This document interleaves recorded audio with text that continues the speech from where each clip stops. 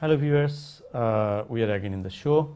We are discussing with Professor Dr. Dajani, an academician, a political science professor, a philanthropic personality and a peace ambassador.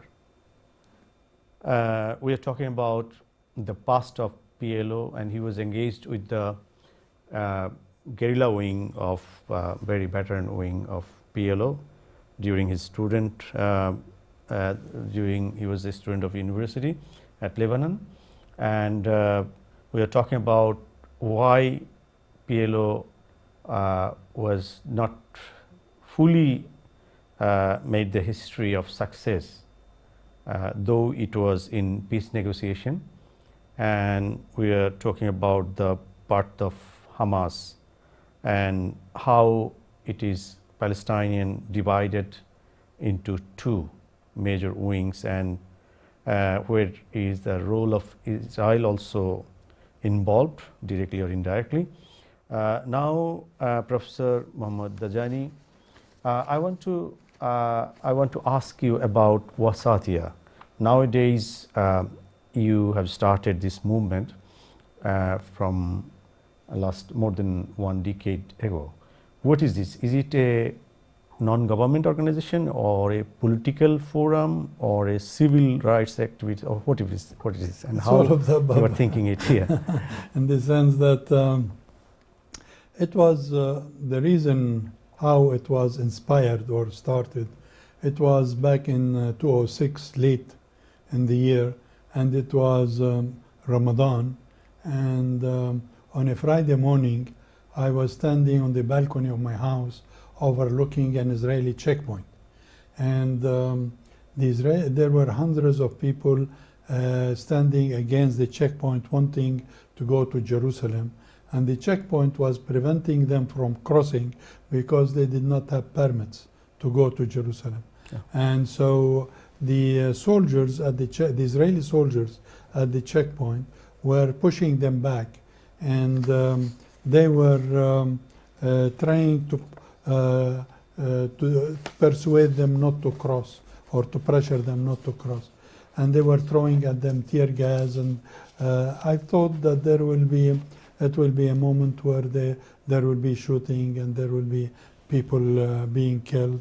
However, after a while I noticed that things cooled down, and it seems that the Israelis made a deal with the people in which the Israelis brought buses and then allowed the people to go through the checkpoint. They checked them out, and then they took their IDs, and then the buses took them to Jerusalem to pray, and then the buses brought them to the checkpoint back, and they got their IDs, and then they went home. So I was observing what has happened, and it was very inspiring for me, because I felt that this is a win-win situation.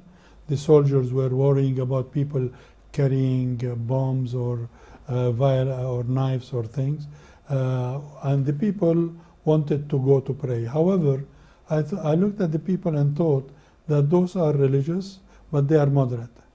And if they would have been radical or belonging to a radical party, they would not have accepted to make the deal with the Israelis.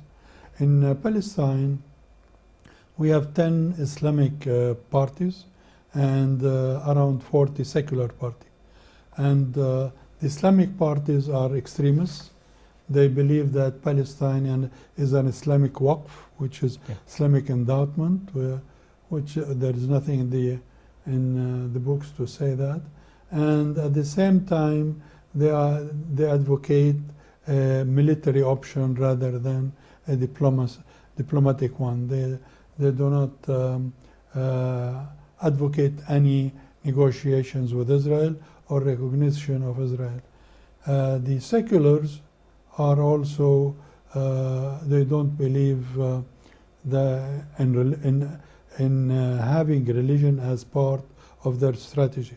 So that's where I started the Wasatiyah movement as a strategy that would combine between religion and politics and secularism. And the idea is to have a party that will appeal to the religious side of the Palestinians or the people, at the same time also to the political side, and that there would be some kind of alliance between religion and politics. Yeah. And that's where I decided to use from the Quran, the Holy Quran. It was from Al-Baqarah Surah, the second surah in the Quran, and in verse 142 it says, "And God will guide you to the right path." And in verse 143 it says, "And thus we have created you a moderate nation." And now if you notice that the surah in itself is composed of 286 verses, and the verse about being created as a moderate nation, as a middle ground nation, is 143. So it exactly comes in the middle to indicate to us that the meaning there is to be tolerant, to be open-minded, to be accepting of the other, to allow religious freedom, to allow people to express themselves. And that's where we adopted that verse to be our slogan. And if you read the Quran, you will tend to find there are many verses in the Quran that calls for moderation, for justice. And that's where I have published at the time this, sure, yeah. and we are using the scale, the balance, Yeah. because this is one of the main contributions of Islam, is justice, and in the sense of the balance, the idea of balance. And so we are hoping that by promoting moderation within society, that this will have an impact not only within the Arab-Israeli conflict, but also within the Palestinian, within the Islamic community itself, because in adopting moderation, we all become brothers, we all become unified, we all become one community. And but unfortunately, that's why we have also started what we call the wasatiyya education. To call upon the officials to have within the curriculum a moderate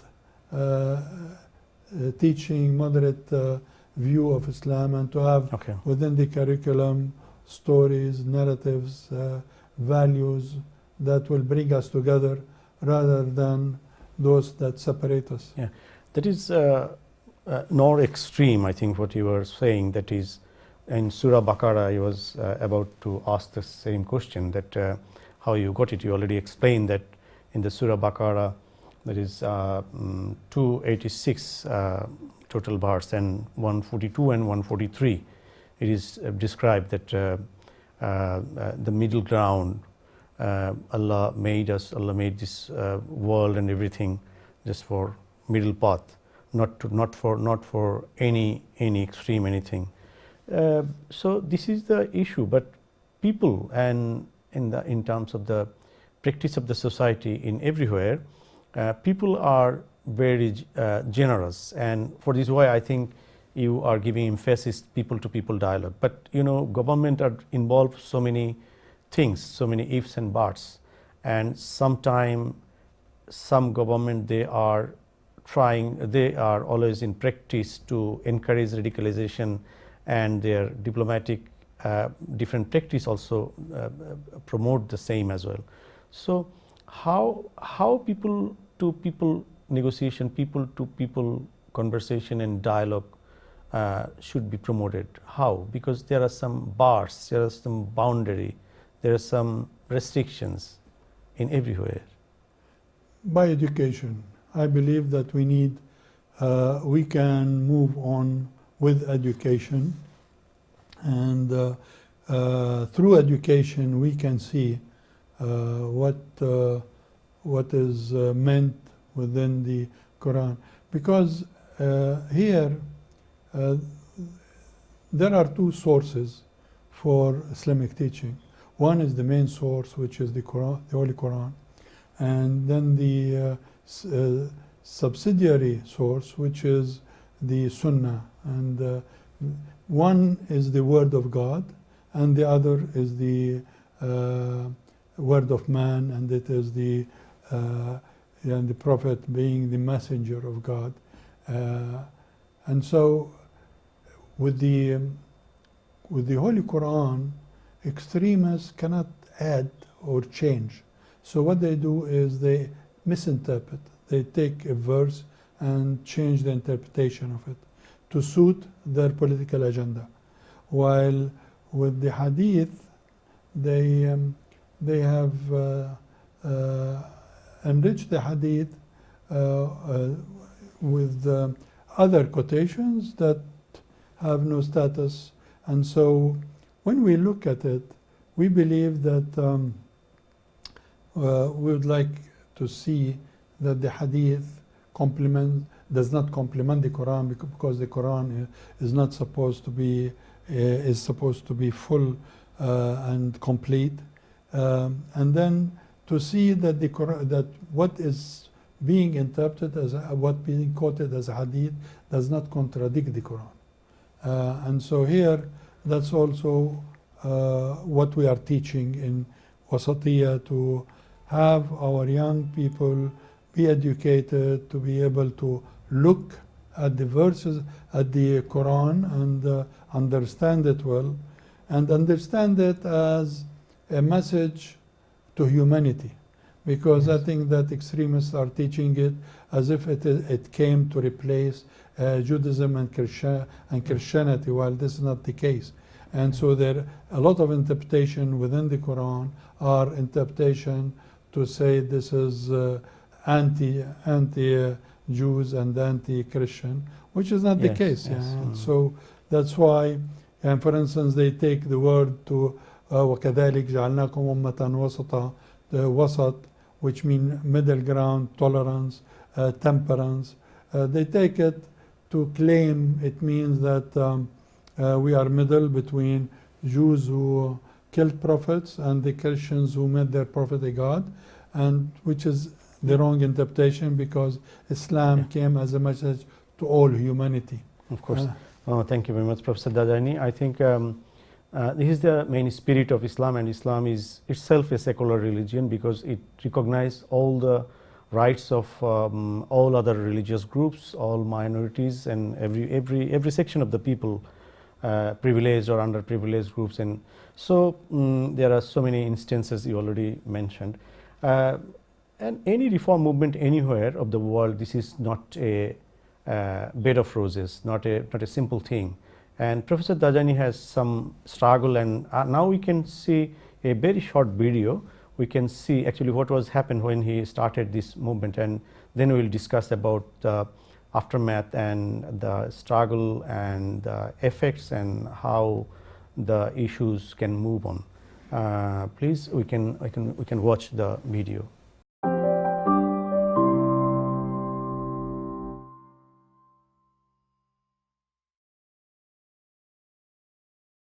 Mohammad Dajani, the Institute's Weston Fellow, is a Palestinian professor and peace activist. He was born in 1946 to one of Jerusalem's historic Arab families, one that has been the custodian of King David's tomb on Mount Zion since the 14th century. As a young adult, Dajani was a Palestinian revolutionary and an anti-American activist, but his views began to change when he came to the U.S. as a graduate student. To me, it was like getting out of the cave, because here I became exposed to different ideas, to democracy in practice, in culture, and it was an eye-opener. It was a very unique experience. Inspired by American values, Dajani went on to create the first American Studies department in the Arab world at Al-Quds University in Jerusalem, where he taught a more balanced view of the United States. He also founded a non-political movement called Wasatiyah, which means middle ground.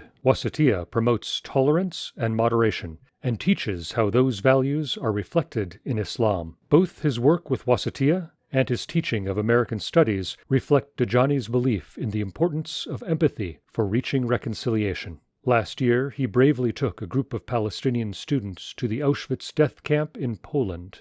To me, it was very important because I thought that this topic is a taboo and people did not want to talk about it, did not want to learn about it because there is this misconception that it is a Zionist narrative. I felt that it is very important that we cannot remain ignorant about this and that we should teach our students what really happened and try to focus on this topic from the human perspective. He was forced to resign after a months-long campaign of death threats, campus riots, and intimidation. Dajani is now working in the United States to pursue his dream of a moderate Middle East. Actually, I got introduced to the Institute when I met Dr. Robert Sutloff, and we developed a friendly relationship, and then this helped me see the work he is doing. And I thought what he did regarding the Holocaust and how he studied what Muslims contributed during the Holocaust. And so I thought that's exactly what we are doing, trying to build bridges between communities. And so we co-authored together an article that was titled, "Why Should Palestinians Learn About the Holocaust?" During my stay here, I was shocked to find how much people here learn, what a cultural and enriching environment it is. Also the colleagues around who have so much knowledge and so much experience and are contributing to all this good work. In that sense, I was also very impressed by the fact that I, as a Palestinian, is part of it, as well as many others who have come before me. I think that it is very important. This is, I think, part what we promote in Wasatiyah, to be able to know the other and to be able to understand the other and to learn about the other. At a time of unprecedented violence and extremism in the Middle East, Dajani is a voice of moderation. And trying to fight extremism, political force might work on the short run, but on the long term, it is ideology which is important. And that's why I believe that we need to promote moderation in order to have an ideology that will fight the extremist ideology. Professor Dajani, now I want to raise the same issues what we are talking about the video. You have lost your job in university, your car was burned, you were threatened by some people who were not liking this middle path or these reform values or reform ideologies. What was the why this type of reaction was coming from university authorities or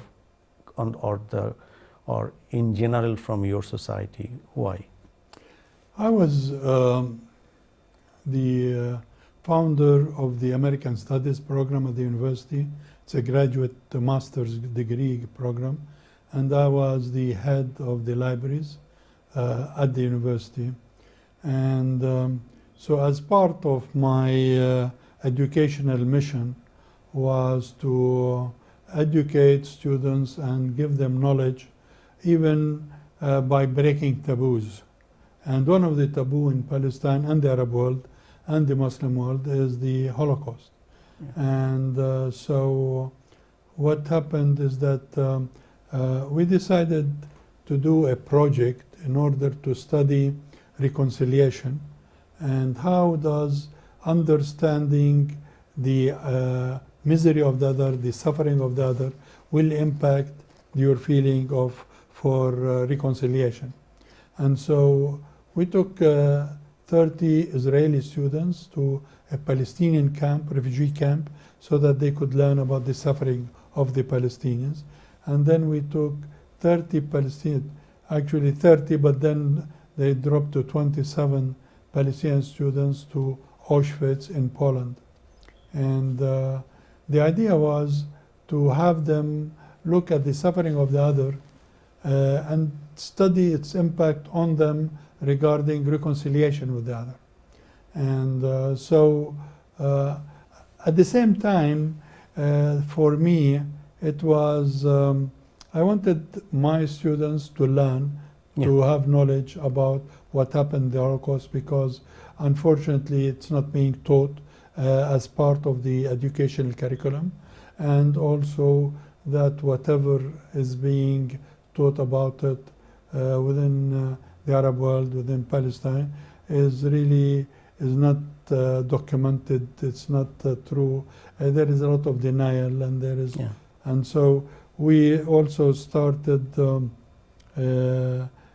workshops to teach Palestinians about the Holocaust, and but unfortunately there was efforts really to label me as a cooperator with Israel, as a traitor, and there was, and so my students demonstrated against me at the university, and I think that there was a lot of incitement to make them do so, and then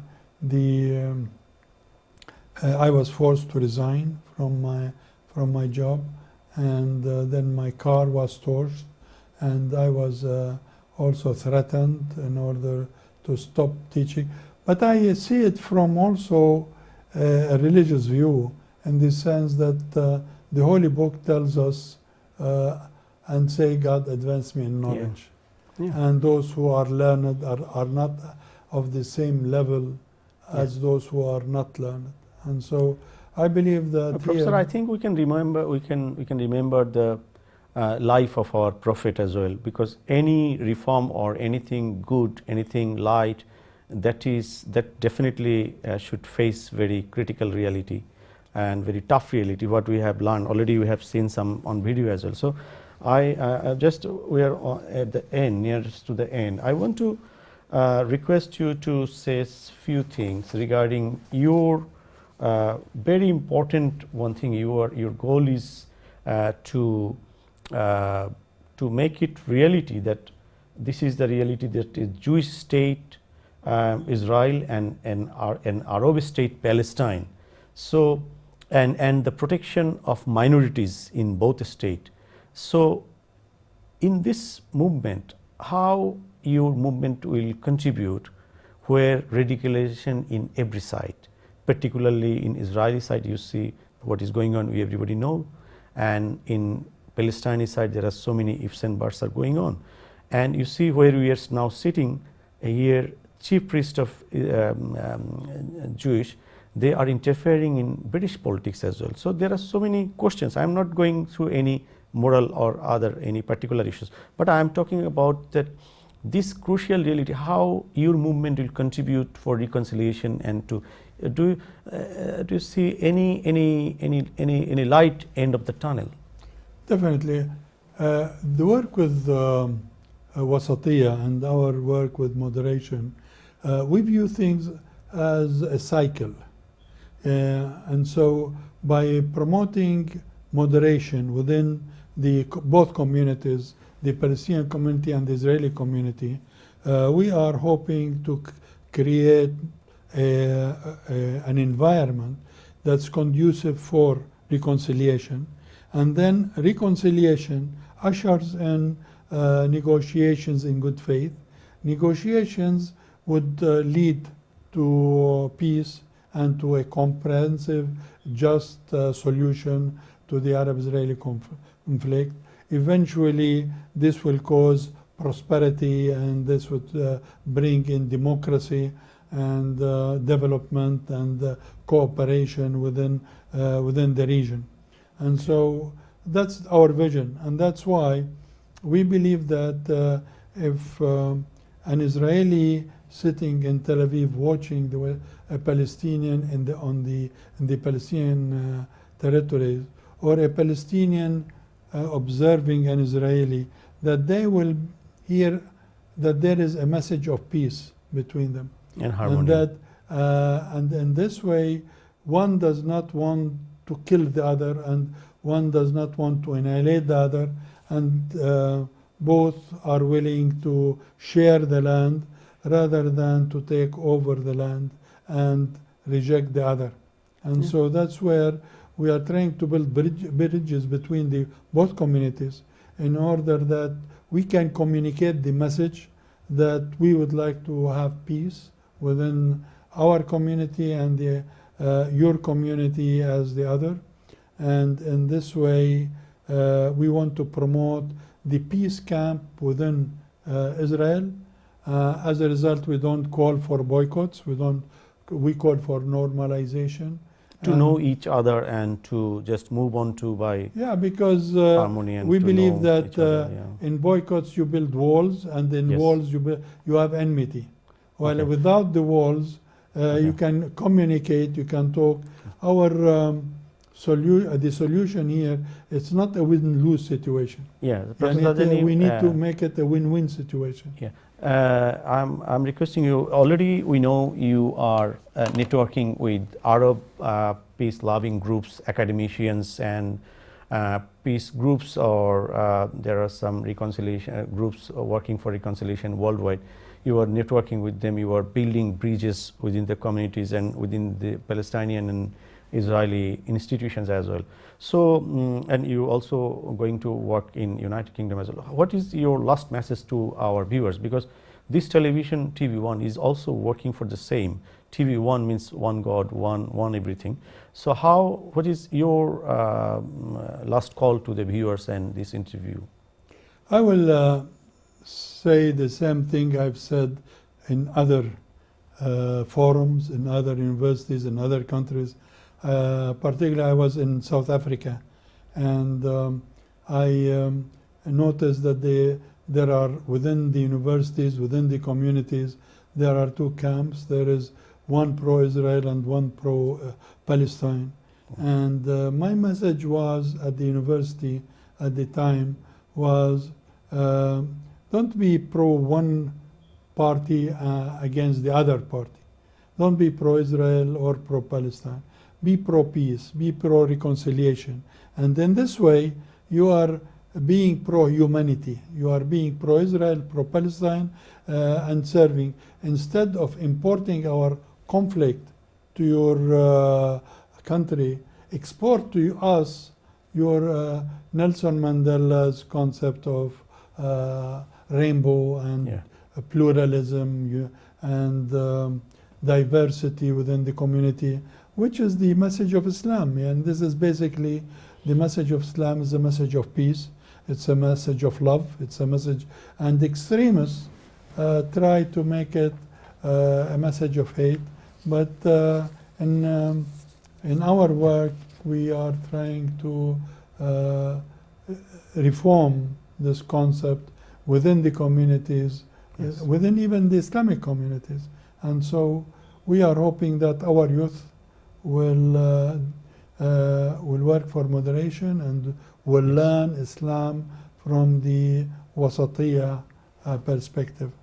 Thank you very much, Professor Dr. Mohammed Dajani Daudi, your very valuable time for TV1 and our viewers. Dear viewers, that's all. We hope Professor Dr. Mohammed Dajani and his movement Wasatiyya, the middle path, will succeed one day.